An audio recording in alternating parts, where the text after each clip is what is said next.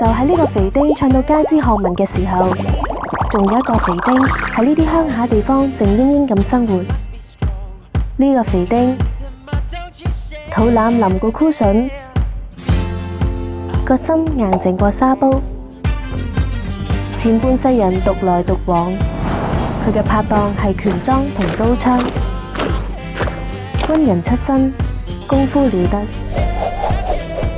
不過肥丁呢一世最驕傲嘅唔係嗰身獎章，而係佢最心愛嘅孫女。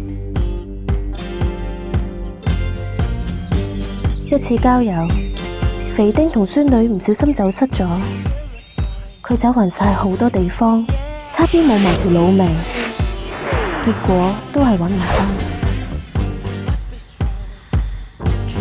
肥丁呢一世保護過好多重要人物，不過佢最想保護嘅人，偏偏出咗事。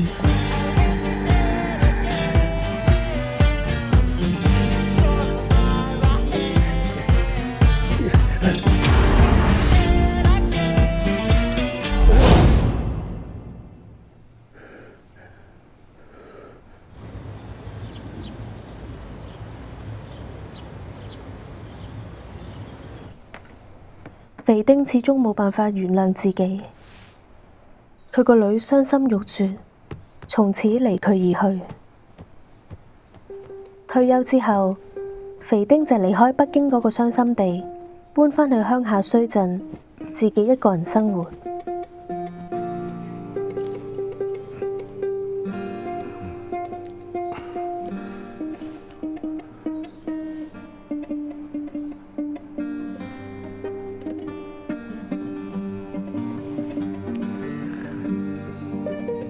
肥丁就好似呢座中俄兩國嘅邊境小鎮一樣，孤獨、邊緣，數住時間過日子。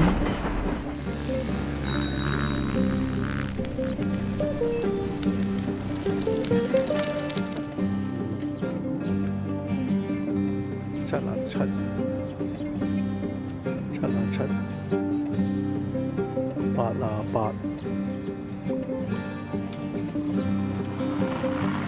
88，老丁，早晨。